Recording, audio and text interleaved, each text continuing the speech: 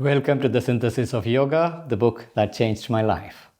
For those who are new, we are diving deep into Sri Aurobindo's The Synthesis of Yoga, the book that has distilled the entire yogic traditions of India and gave us the integral yoga, a yoga that is giving us the path towards the evolutionary future of humanity. And in this study, we have reached the 7th chapter of part 1, Standards of Conduct and Spiritual Freedom. And we are reading line by line and diving into it to internalize, to come in touch with Sri Aurobindo's consciousness and internalize it so that that yogic consciousness enters and reformats our own mind, brain, so that we will be increasingly capable of perception, wider perception. And now we have reached paragraph 26 of this chapter. We are on episode 99. And in the last episode, we saw that the moral and ethical principles fail because they are really not representing that higher light. There is a higher divine law that is beyond the mind. And that is not a rule-based operation. It is at once truth of life and truth of spirit. And it's an integral truth. And when you are able to ascend into it, live in that consciousness, it will envelop you, penetrate you, and illumine every step of your action through thoughts, feelings, impulsions of will, everything. All activities get illumined, an inspiring force, an inspiring light that leads the way. It is fundamentally different from the moral, rule-based, ethical approaches. Now we are moving on to the next exploration, starting with paragraph 26. You will find link in the description. Kindly follow the text so that we can enjoy this deep dive into Sri Aurobindo. The older religions erected their rule of the wise, their dicta of Manu or Confucius. In India we have Manu, Manusmriti, the Confucius in China. So this had been the rule of the wise established by older religions in various parts of the world.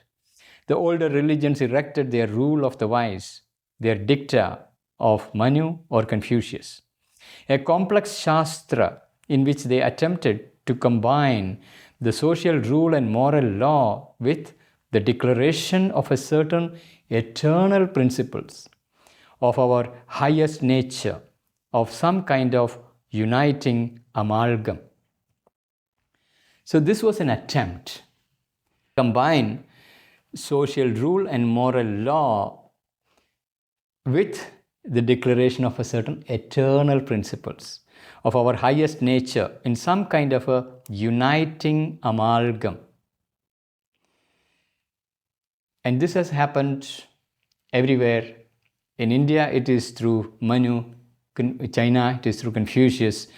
They created a complex Shastra, the science of living, that was suitable for their age and time period, science of living. But they attempted to derive it from higher possibilities of human consciousness, based on the understanding of the highest nature and deriving certain governing rules, regulations, the laws of Manu, well known in India.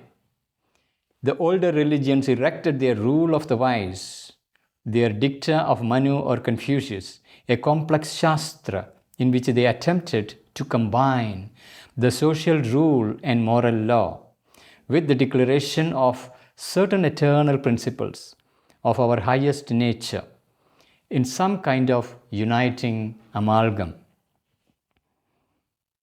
All three were treated in the same ground as equally the expression of everlasting verities, Sanatana Dharma. So all three. What are the three? There is social rule, moral law, combined with the eternal principles of highest nature. That's what they try to combine together and calling it Sanatana Dharma. All three were treated on the same ground as equally the expression of everlasting verities, Sanatana Dharma. But two of these elements are evolutionary. The social rule and moral law are evolutionary in nature. But two of these elements are evolutionary and valid for a time. And it has a time period. It will work only for a certain number of years, decades, centuries. After that, it will break down. It's mental constructions, human readings of the will of the eternal. So these are effort of the human mind to read the will of the eternal and mental constructions. They are evolutionary in nature, time-bound, do not have the validity as an eternal law and principle. The third, attached and subdued to certain social and moral formulas, had to share the fortunes of its forms. Fortunes of its forms. So the third is the highest nature, the highest consciousness. What is the spiritual nature of human being? What are its laws? And this get cast into a form, because there is essential truth is formless. When it comes to an application in society, it has to be cast into forms. The moment you cast into forms, the formless begin to fossilize. That is the challenge. On one hand, we have social laws and moral laws that are evolutionary, transitory, applicable only for a time period. On the other hand, even the eternal principles from the formless realm of highest consciousness, when it is brought down and given a form, they begin to freeze. So they share the fortunes of its forms. Let's read this once again. Two of these elements are evolutionary and valid for a time. Mental constructions, human readings of the will of the eternal, will of God, that is how it is getting justified. Human readings of the will of the eternal. The third, attached and subdued to certain social and moral formulas. Third is the principle of the eternal, which attached and subdued to certain social and moral formulas. So it has to attach itself to the social laws, moral laws, and subdue itself, had to share the fortunes of its forms. So these forms of social laws and moral laws, to which the eternal has been subdued and given its own form, it has to share the fortunes of this transient forms that cannot last.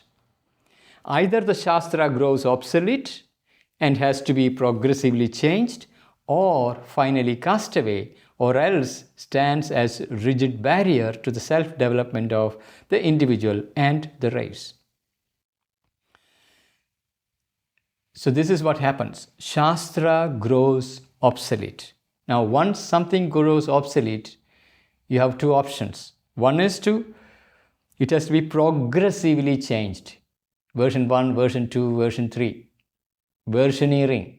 If that doesn't happen, if it stays frozen, then the only option you have is cast away, throw it out.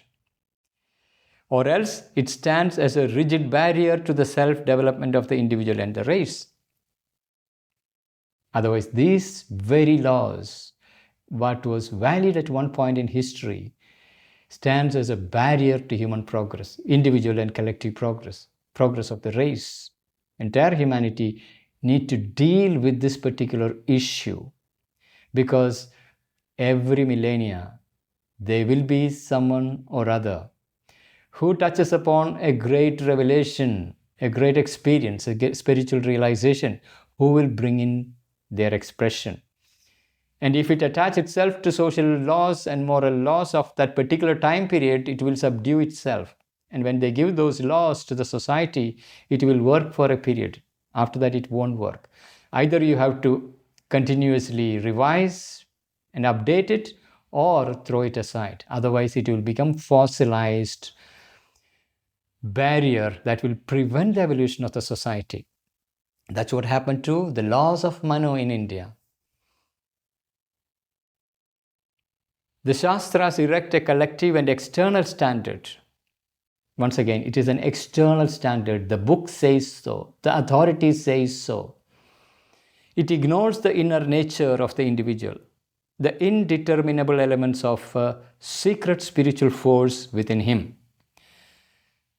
So this Shastra, however sophisticated it is, eventually it ignores that indeterminable elements of a secret spiritual force within the individual. We individuals do carry within us something that is indeterminable, something that is beyond determinism of mind and its rigid formulas. It's an ever-living, ever-changing, something that is always fresh. And indeterminable elements of a secret spiritual force. It's a force in action within him. This is ignored by the Shastra when it gets cast into forms and it outlives its purpose, its time. Shastra erects a collective and external standard. It ignores the inner nature of the individual, the indeterminable elements of a secret spiritual force within him. But the nature of individual will not be ignored. Its demand is inexorable. So even when Shastra try to ignore it, something in the individual will never ever accept it, because its demand is inexorable. The unrestrained indulgence of his outer impulses leads to anarchy and dissolution. So on one side, every individual has an outer nature which has its impulses. When there is an unrestrained indulgence in the name of freedom, in the name of spirituality, if that indulgence happens, and the unrestrained indulgence of his outer impulses leads to anarchy and dissolution. That's what happens when that indulgence happens. But the suppression and coercion of his soul's freedom by a fixed and mechanical rule spells stagnation and inner death. So if there is an attempt to suppress or coerce soul's freedom, then there will be stagnation or an inner death. Any fixed mechanical rule will do this suppression or coercion of soul's freedom. So there are these two elements in human nature. Outer being full of impulses, animal instincts. If you indulge in it, it will lead to anarchy and dissolution. On the other side, there is the inmost truth of the soul. When that is suppressed, coerced by fixed mechanical rules and regulations, then there will be stagnation and an inner death. And we see it happening to a large number of people now. The depression that is growing widespread because people are disconnected from their own inner truth. Inwardly, you're dead and low energy and waiting for the complete dissolution.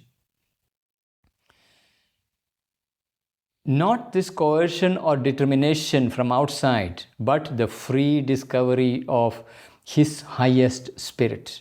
And the truth of an eternal movement is the supreme thing that he has to discover. So the individual has to discover this highest spirit within him and its law.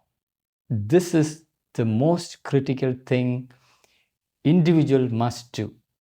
Instead of falling into the indulgence of outer being and its impulses, And we saw it happening with the whole hippie movement. That was an incredible awakening that took place in humanity, a huge wave that swept across the West, and large number of people were carried forward by its wave, who sought freedom, liberty, and their truth, but ended up indulging in outer nature's impulses and got carried away thinking that that is freedom. Freedom is not to indulge in our impulses and lower nature. Once that happens, there will be anarchy and dissolution. So that movement couldn't continue. It dissolved and faded away.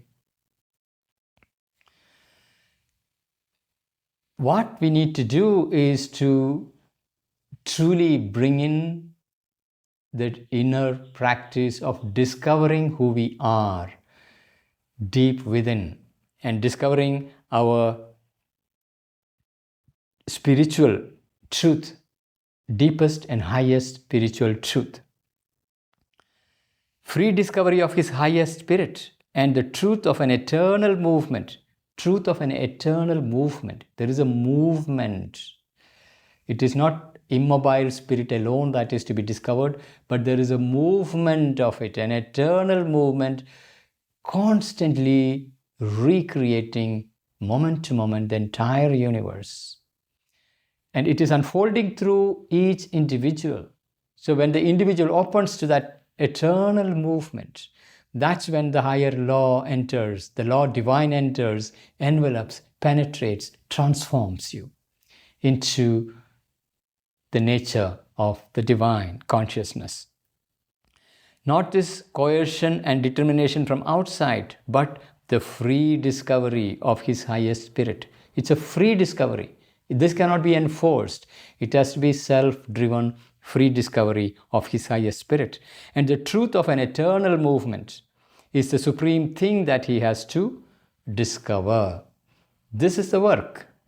Discovering that inner law, which is not impulsions of the lower nature, but the eternal movement of divine consciousness. This has to be discovered. Without it, we are bound to end up with either anarchy and dissolution or stagnation and inner death. This happens when we rely on mental rules, rigid mechanical formulas. The higher ethical law is discovered by the individual in his mind and will and psychic sense, and then extended to the race. The supreme law also must be discovered by the individual in his spirit. Then only through a spiritual influence and not by the mental idea can it be extended to others. So both these ethical rules, moral principles, that as well as the spiritual supreme law, both are discovered by the individual. In the case of ethical law, the higher ethical law is discovered by the individual in his mind and will and psychic sense. Mind, will and psychic sense, and then extended to the race. So first is individual discovering it, understanding it in the mind, and then embodying it in the will that brings it into action. Meanwhile, the inner psychic sense, the inner guide that is indicating, yes, this is the right movement. And through that, the individual is extending it to the race. Whether it is principle of truth, love, goodness, beauty, first mind grasping it, then bringing it into action through will, and the inner psychic sense giving the sanction. Yes, this is the right thing. That's how the individual would spread it into other individuals. There is a contagion that happens. The supreme law also must be discovered by the individual in his spirit. So it is not discovered in the mind or will or the psychic sense. It has to be discovered in the spirit that is universal and eternal. One has to ascend into that higher consciousness. It has to be discovered in the spirit itself. Then from there it has to be brought down. So the supreme law must be discovered by the individual in his spirit. Then only through a spiritual influence and not by the mental idea can it be extended to others. So a true spiritual movement will arise from the spiritual realization and its spiritual light and force. It will not be a mental idea. It will not be a mental formula, though the light of the spirit can express itself in terms of the mind, but its source is not the mind. The realization has to be in the highest plane of consciousness and itself, and the realization of it. From there is the spiritual influence radiating, extending into others. That is what carries masses as a large wave. That's what gathers people around a great master, because they lived in a great spiritual light and force, and that radiates, influences, infuses into the surrounding mass consciousness, and it lifts up the people. So then only through a spiritual influence and not by the mental idea can it be extended to others. A moral law can be imposed as a rule or an ideal on number of men who have not attained that level of consciousness or that fineness of mind and will and psychic sense in which it can become a reality to them and a living force. When it comes to moral law, that can be imposed as a rule or an ideal on number of men who are this type of people who are not attained that level of consciousness. Which level of consciousness? Or that fineness of mind, will and psychic sense in which it can become a reality to them and a living force. So those who have not attained a higher consciousness, upon them a moral law can be imposed as a rule or as an ideal. Or if they have not arrived at that fineness of mind and will and psychic sense in which it can become a reality to them and a living force. Unless this happens, the law and its imposition become necessary. When there is your mind, will and psychic sense are refined, became fine, there you become conscious of a higher law, higher light, higher presence, and it become a living force. There you can begin to drop the external laws, structures, institutions, and live in that light because it's a living force. Otherwise, an external law regulation become inevitable. A moral law can be imposed as a rule or an ideal on number of men who have not attained that level of consciousness or that fineness of mind and will and psychic sense in which it can become a reality to them and a living force. So if this has not happened, then that imposition naturally follows. As an ideal, it can be revered without any need of practice. So that's another part. We see in the society large number of people claiming, I am a devotee of this person, this teacher, that. But if you look into their lives, they are not fundamentally transforming themselves. They're satisfied with the adoration and admiration of an ideal, but not embodying it. And this is an issue that many of them won't even recognize that I'm not embodying. I'm only admiring from distance. Yes, I do have this great admiration, love for this great master, but don't ask me to follow. Don't ask me to transform myself. I live the ordinary life. As an ideal, it can be revered without any need of practice. And this is perfectly possible to do the lip service of, yes, I love it, I worship that, or this or that teacher. As a rule, it can be observed in its outsides, even if the inner sense is missed altogether. So when something is reduced into a rule, then it can be observed in its outside. Some aspect of it can be observed in life, followed up. Even if the inner sense is missed altogether, you need not know the true inner sense. You may follow the outer forms. Supramental and spiritual life cannot be mechanized in this way. It cannot be turned into a mental ideal or an external rule. So this is the crux of the challenge.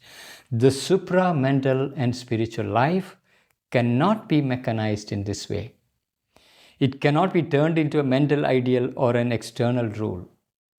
It has to be a living force and light, not a mechanical rule and external rule, mental ideal, none of that. It has its own great lines, but these must be made real, must be the working of an active power felt in the individual's consciousness, and the transcriptions of an eternal truth powerful to transform mind, life, and body. So the supramental force, its light, has its own great lines. But these must be made real, must be the working of an active power, P with capital. It has to be a living power, very active, working through the individual, felt in the individual's consciousness, and the transcriptions of an eternal truth, capital T. Transcriptions of the eternal truth, powerful to transform mind, life, and body. So this supramental light and force and its transcription, if we are able to connect to that, open to it, it is powerful enough to transform mind, life, and body, all the way to the material physicality. That is Sri Aurobindo's powerful discovery. Supramental force alone can fundamentally transform the human nature down to the body. Divinization will be possible only when we are able to bring down the supramental light and force. And that will not have mechanical rules and regulations and rigid formulas. It will have an infinite plasticity, and yet it follows a truth that is immutable, eternal. That's where the eternal law become infinite freedom in its manifestation. Love and justice all coming together. Knowledge, power, and love all working harmoniously together. And the individual has to open to that force and embody it and become the agent of its transmission. It has its own great lines, but these must be made real, must be the working of an active power felt in the individual's consciousness, and the transcriptions of an eternal truth, powerful to transform mind, life, and body. Such an individual is of immense value to the society, because this person becomes the transmission point for a greater consciousness in the collectivity. And because it is thus real, effective, imperative, the generalization of the supramental consciousness,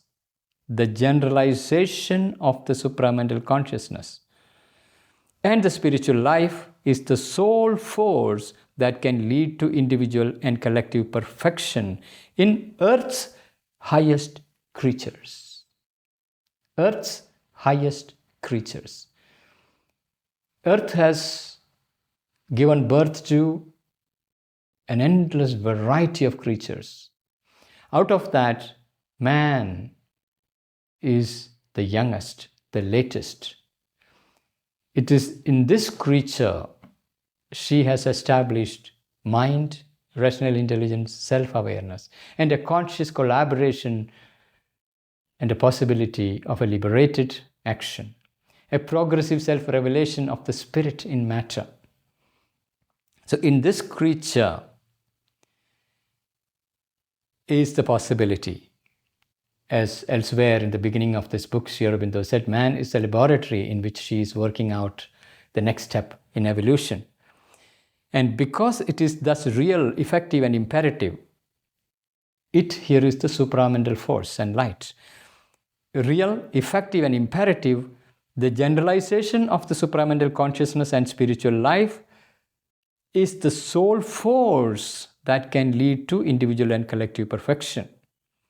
If we are aspiring for individual and collective perfection on earth, then the only force that can do it is not the mental force, it is not rules and its impositions, regulations, policies, systems, none of that. These are part of the machinery.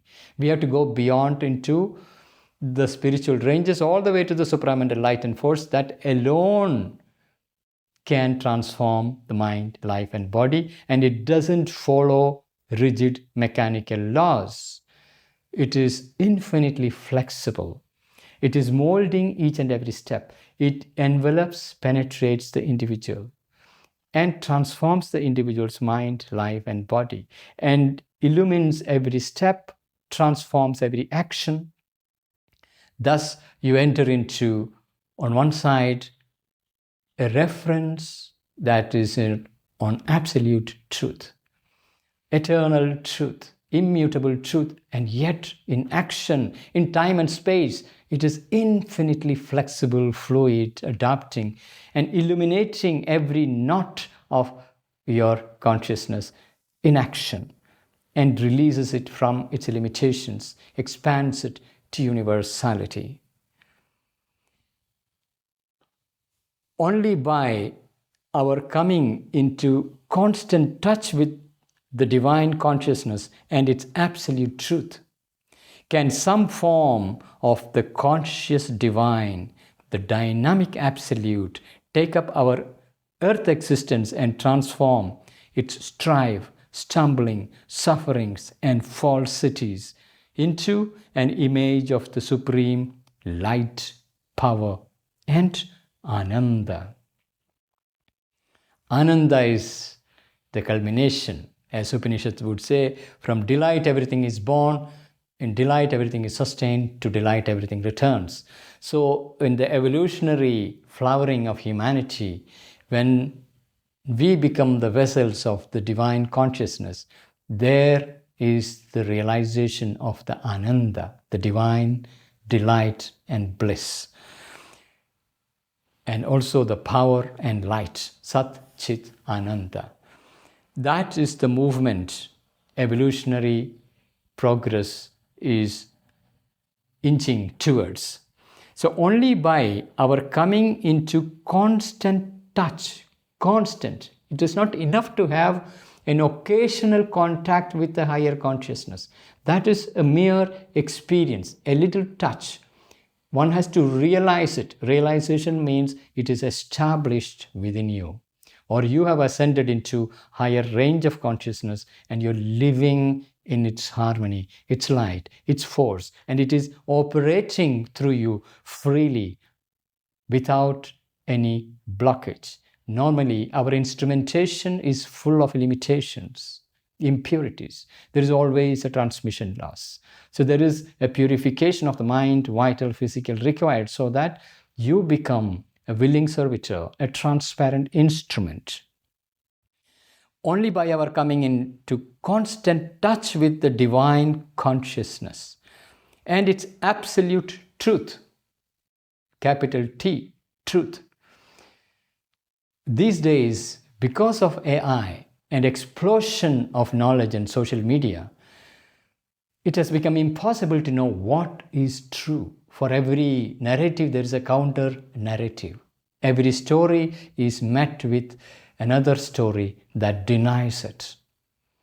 And there is a tremendous loss of clarity and the collapse of the human mind and its inability getting drowned in confusion.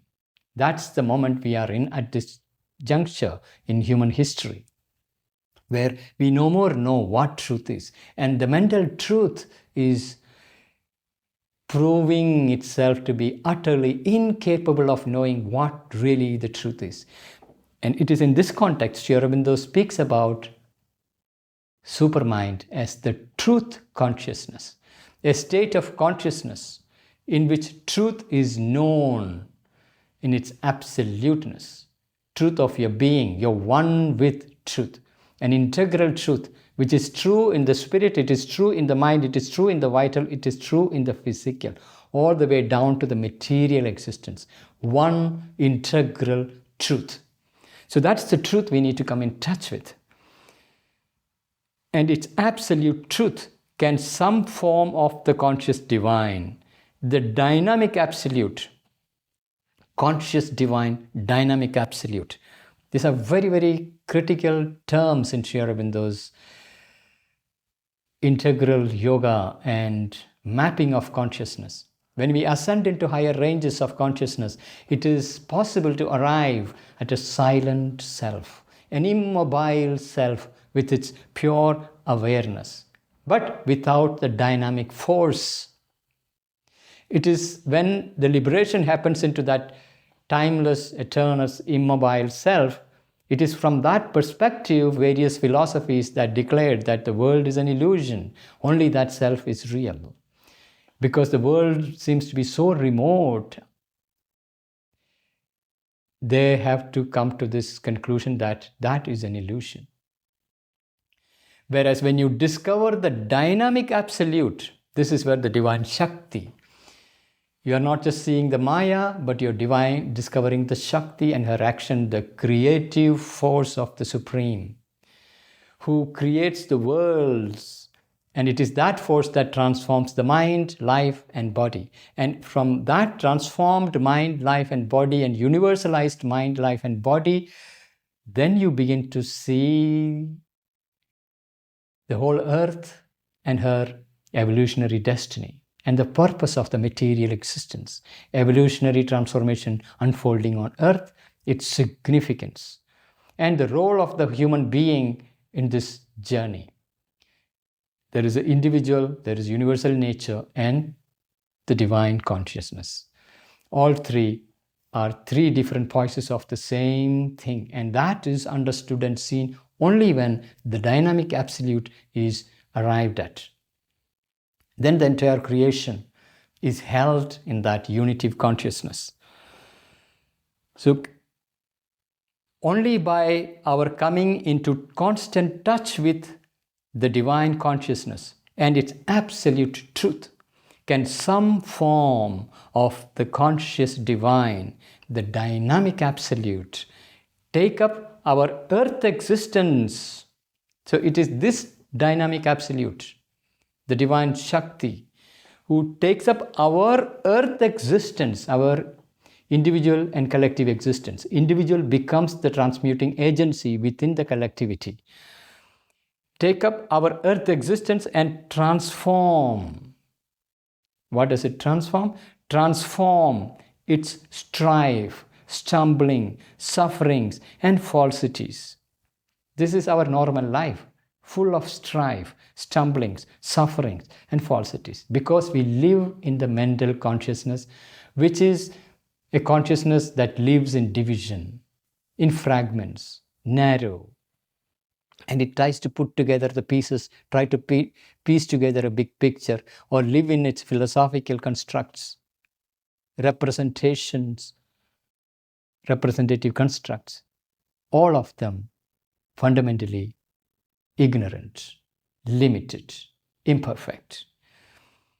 It strive, stumbling, suffering, and falsities into an image of the supreme light, power, and Ananda. So into the image of Satchidananda. So we individually and collectively are moving towards that realization of blissfully conscious existence of the divine consciousness, Sat, Chit, Ananda, light, power, and Ananda. That realization is where the evolution is heading, and the very fact that you are drawn to a teaching like this is an indication that the greater wisdom is seeing that potential in you, drawing you like a magnet and infusing into you its light, its force. So it is operating at once from within you and all around you. It is ever present, enveloping the whole planet. And it knows each and every creature, each and every individual's potentiality. And it is enveloping you, penetrating you. How to become conscious of it? It is by discovering your own spiritual truth deep within that white flame of inner experience, where you go beyond the mind to direct experience. And from there, you ascend to the higher planes and realize it. And then it's a dynamic force, pours down into the instrumentation, transforms the vital, mental, and physical nature, and radiates out into the world. And it doesn't follow any mechanical rules, rigid formulas. It illumines every step. It is a living presence that molds, not a mechanical standard of conduct, not a mental standard of conduct. That's the reason why it gives you absolute freedom, a profound plasticity, moment to moment, to adapt and course correct your actions based on the configurations through which the force is working through. That is what is required if we are to arrive at the spiritual freedom. So with that, we come to the end of this episode. See you soon next week. Meanwhile, please do share your observations, experiences, insights that will encourage everyone else. Thank you. See you next week.